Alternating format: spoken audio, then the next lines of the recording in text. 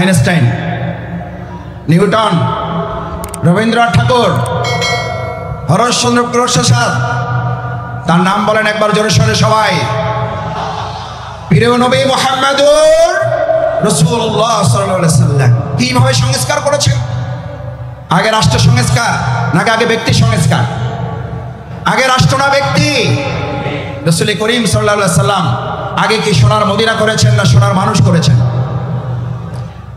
আল্লাহ রাসূল করিম সাল্লাল্লাহু আলাইহি ওয়াসাল্লাম সোনার মানুষ বানিয়েছেন। আগে আমরা আগে থেকে আপনাদের থেকে শুরু করতে চাই। আমরা আগে সোনার বাংলাদেশ চাই, আমরা সোনার বাংলা তৈরি করতে চাই, অথচ সোনার মানুষের কোনো খবর নাই। আমরা শুনতে পাই আমাদের স্লোগান তোলা হয়েছিল 7.5 কোটি মানুষের কম্বল, আমার কম্বলটা আমি পাইলাম না। তখন তারা ছিল কম্বল চোর, আর এখন তারা ডিজিটাল যুগে এসে তারা হয়েছে বাংলাদেশের সকল ব্যাংকগুলো ব্যাংকের চোর তারা পরিণত হয়েছে। সম্মানিত ভাই এবং বন্ধুগণ, আল্লাহ তাআলা এই কোরআন নাজিল করে, কিতাব নাজিল করে আমাদেরকে জানালেন তোমাদের জন্য 4টা সুসংবাদ দিচ্ছি। কয়টা? খুদা এটা রোডম্যাপ দিয়ে দিলাম, সংস্কারের কর্মপন্থা তোমাদেরকে দিয়ে দিলাম।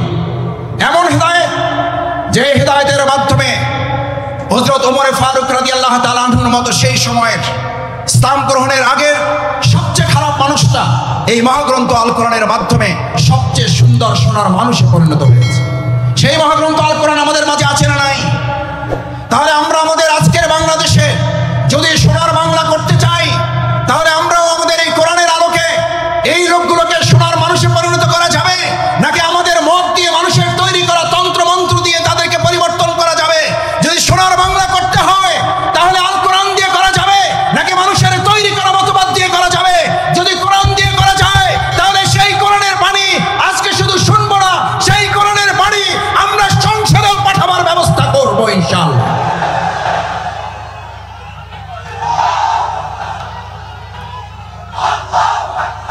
আমার সম্মানিত ভাইয়েরা, সম্মানিত মুসলিয়ান ইকরাম, ভাই এবং বোনেরা, আজ আমাদের প্রিয় মাতৃভূমি বাংলাদেশের যে সুন্দর পরিবেশ আমরা পেয়েছি, এই সুন্দর পরিবেশে আমাদেরকে এই কথা বলতে হবে যে আমরা যারা এখন এই জগৎ এবং সময় পার করছি, সেখানে আমরা লক্ষ্য করছি আমাদের প্রিয় মাতৃভূমি বাংলাদেশ যারা হেদায়েতের সুন্দরের রাস্তা পেয়েছে, তাদের প্রথম কথা হচ্ছে লা তাখশা ইল্লাল্লাহ, আমরা এক আল্লাহ ছাড়া আর কাউকে ভয় করি না। আল্লাহ ছাড়া এক যারা আর কাউকে ভয় করে না।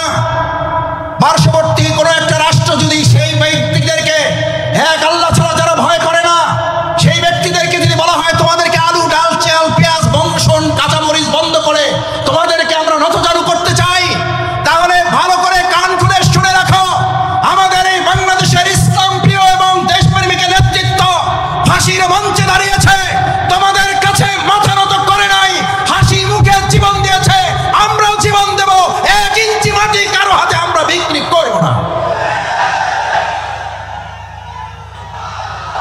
আমার তরুণেরা, আমার যুবকেরা এখানে আছে, আমার তরুণেরা, আমার যুবকেরা 2024 সালের জুলাই আগস্টে স্লোগান তুলেছিল, ঢাকা না, ঢাকা না,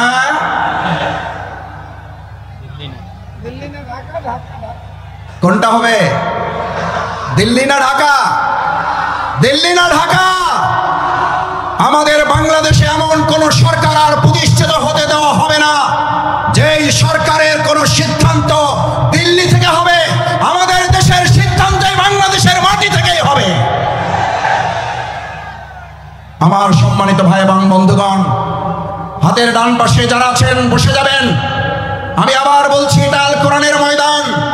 এই আল কোরআনের ময়দানে প্রত্যেকে আদবের সাথে নিজ নিজ দায়িত্ব নিয়ে স্বেচ্ছাসেবকের ভূমিকা পালন করবেন, আল্লাহকে সাক্ষী রেখে। মারা যাবে ইনশাআল্লাহ। দেখি একটা তাকবীর, লিল্লাহে তাকবীর, লিল্লাহে তাকবীর, লিল্লাহে তাকবীর। আমার সম্মানিত ভাই এবং বন্ধুগণ, সেজন্য আজ আমাদের এই কলিজার টুকরা সন্তানের আর একটা স্লোগান তুলেছিল, আমাদের ছাত্র তরুণ যুবকের আর একটা সুন্দর স্লোগান তুলেছিল, উই ওয়ান্ট জাস্টিস। ঐতিহাসিক ইবনে খালদুন নাম শুনেছেন? সবাই জানেন ঐতিহাসিক ইবনে খালদুনের কথা। সেই ঐতিহাসিক ইবনে খালদুন সকল সভ্যতাগুলোকে পর্যালোচনা করে মিশরীয় সভ্যতার মেয়াদকাল ছিল 3000 বছর। ভালো করে খেয়াল করার জন্য বলছি, ডানে যারা ডানে আছেন, যারা বামে আছেন, বসুন, বসে পড়ুন, এটা কোরআনের ময়দান। 3000 বছরের সভ্যতা ছিল মিশরের, রোমানদের ছিল 1000 বছরের সভ্যতা, সিন্ধুদের ছিল 700 বছরের সভ্যতা। সকল সভ্যতাগুলো একে একে ধ্বংস হয়ে যাওয়ার পর ঐতিহাসিক ইবনে খালদুন বলেন, আমি এই সবগুলো সভ্যতার কাছে গিয়ে প্রশ্ন করেছিলাম, হে মিশরীয় সভ্যতা তুমি ধ্বংস হলে কেন? হে রোমান সভ্যতা তুমি ধ্বংস হলে কেন? হে সিন্ধু সভ্যতা তুমি ধ্বংস হলে কেন? হে বেবিলনীয় সভ্যতা তুমি ধ্বংস হলে কেন? ঐতিহাসিক ইবনে খালদুন বলেন, এই প্রত্যেকটি সভ্যতা ধ্বংসের পিছনে দুটি উত্তর আমি পেয়েছি ধ্বংসস্তূপের কাছ থেকে। কয়টি উত্তর? কয়টি উত্তর? দুইটি উত্তর পেয়েছিল এই ধ্বংসস্তূপের কাছ থেকে। প্রথম জবাব ছিল ইনজাস্টিস। ঐতিহাসিক ইবনে খালদুন বলেন, এন্ড দ্য নেক্সট অ্যান্সার, তারপরের জবাবটা ছিল ইনজাস্টিস, অর্থাৎ ইনজাস্টিস এন্ড ইনজাস্টিস, অন্যায় বিচার এবং অন্যায় বিচারের মাধ্যমে 1000 বছরের, 700 বছরের, 3000 বছরের সভ্যতার যদি ধ্বংস হয়, তাহলে নতুন করে পৃথিবীতে আর কোনো মতবাদ দিয়ে সভ্যতা বিনির্মাণ করা যাবে না। বরং সভ্যতা বিনির্মাণের জন্য আজ নতুন করে স্লোগান উঠেছে, the foundation of all civilization, one earth is religion, one earth is religion, one earth is religion. ইসলাম ছাড়া পৃথিবীতে ভবিষ্যতের কোন সভ্যতার নেতৃত্ব দিতে পারবে না। সব দেখে শেষ ইসলামের বাংলাদেশ।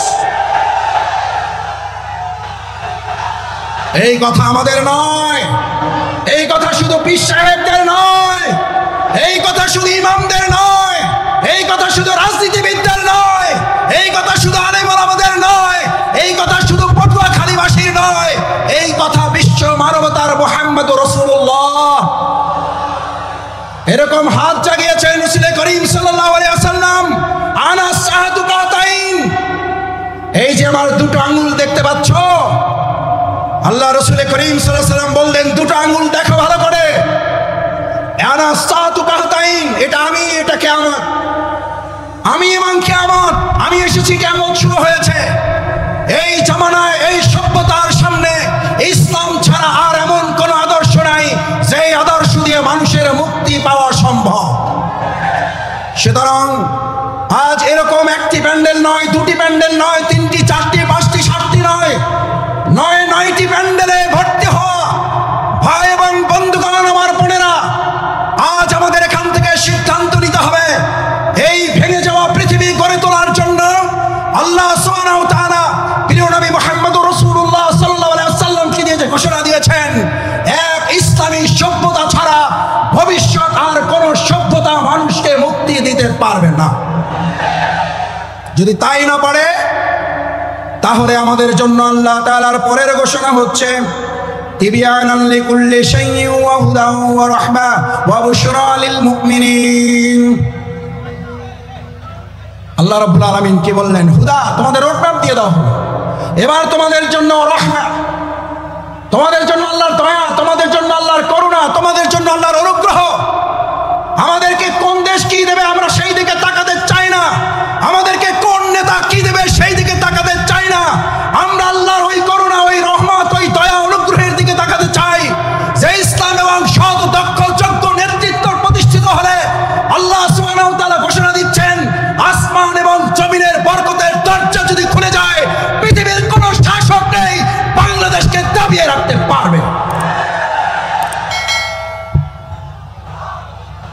আমরা সেই রহমতের দরজা খুলতে চাই। সেই রহমতের দরজা শফিকুল ইসলাম মাসুদের হাতে নেই, সেই রহমতের দরজা ডাক্তার শফিকুর রহমানের হাতে নেই, সেই রহমতের দরজা বাংলাদেশের কোন রাজনৈতিক নেতার হাতে নেই। একবার হৃদয় উজাড় করে আর একবার জমিন কাঁপিয়ে সেই আল্লাহর নাম উচ্চারণ করো মুসলিমরা, কে? তিনি কে? তিনি কে?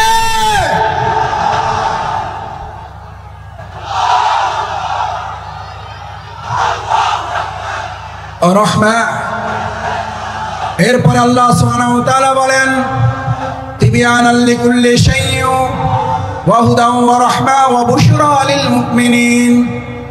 আল্লাহ তাআলা আমাদেরকে হেদায়েতের রোডম্যাপ দিলেন। যদি হেদায়েতের মূল রাস্তায় চলতে পারো, যদি এবার আল্লাহর দয়া নিয়ামত অনুগ্রহের চাদরে তোরা আচ্ছাদিত হতে পারো, এবার তোমাদেরকে আর কেউ দুঃসংবাদ দিয়ে ভীত সন্ত্রস্ত করতে পারবে না, তোমাদেরকে দুর্বল করতে পারবে না, এবার তোমাদেরকে কেউ দুশ্চিন্তাগ্রস্ত করতে পারবে না।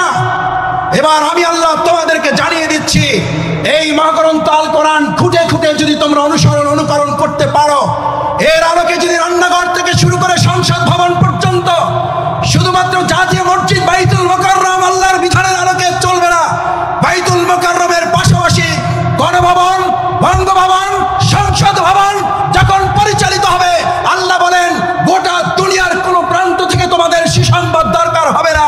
আমি আল্লাহ ঘোষণা করছি ওয়া বুশরা লিল মুমিনিন। এই সুসংবাদের মালিক কে? এই সুসংবাদের মালিক কে?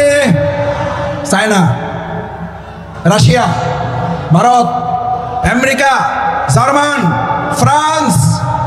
আর একবার মন উজাড় করে হৃদয় থেকে জোরে আওয়াজ করে বলুন, এই সুসংবাদের মালিক কে?